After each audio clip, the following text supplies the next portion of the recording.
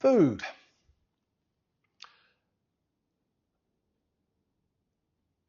While we're talking about temporary power cuts, uh, you know, there are some obvious things. The first is eat all your perishable food first. Um, anything in, any fresh vegetables that will deteriorate, just use them. Similarly, use the food out of your freezer next.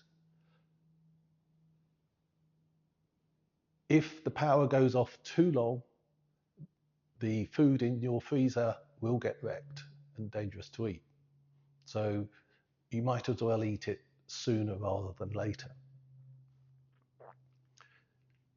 When you have temporary power cuts, always open your fridges at the beginning of a power in, because you'll be warming the air in the fridge when you open the door, and you'll want the power to return the temperature. The other thing to do is lower the temperature of your freezer so that it becomes a store of cold. If you've got room in your freezer, put some bottles of salt water in there, making sure that they're not full, and so that the water can expand without drenching your freezer.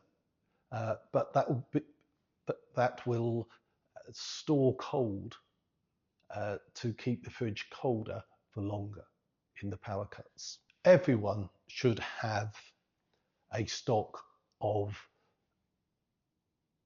long date food. The first one is the dry food that stores at ambient. Cereals, rice, peas, dry peas, beans, lentils, chickpeas, sugar. All of these have very long lifetimes stored at ambient temperature. And for the most part, they're cheap. If you haven't got sort of tens of kilos of dry food sitting quietly under your stairs or at the back of a cupboard. The other go-to is tinned. Tinned food, regardless of the date stamp that it has on it, lasts for years. So long as the tin hasn't got any rust spots in, it will be safe. Personally, tinned fish is my go-to. It's full of protein. Typically, if it's in oil or tomato, it's tasty. It's got lots of essential oils and things, and it has a strong taste. One of the things to bear in mind with your dry food is, having porridge every day made with water can get tedious. So having a decent stock of dried herbs and spices is also a good idea, because it means you can vary the flavors, you can experiment and enjoy your food more than you might otherwise. Power cuts will affect the shops. Significant power cuts will mean that all of the cold chain food in the supermarkets will have to be removed from the shelves, because they're simply not allowed to sell food that has gone above certain temperatures in that particular area.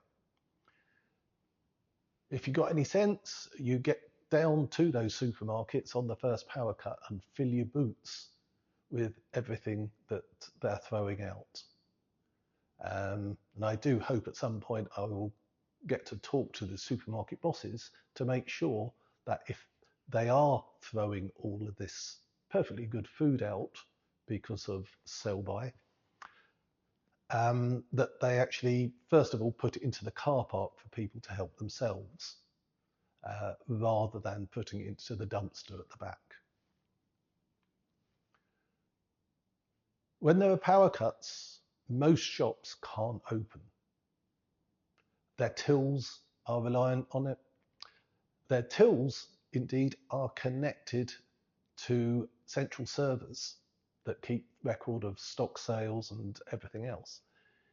Even if the power cut doesn't affect the supermarket, the power cut may affect the communications network between the supermarket and their main computers. As a result, typically these shops will close. You need to know when they open and be there when they open. Panic buying will happen. If you have to, please make sure that you are able to consume everything you buy before or while it is still in date. You know, buying stuff that you're going to throw away a few days later because you got all of the tomatoes, and you just get fed up of tomatoes. So if you do panic buy, make sure you get it right, because it's just not fair on anyone else.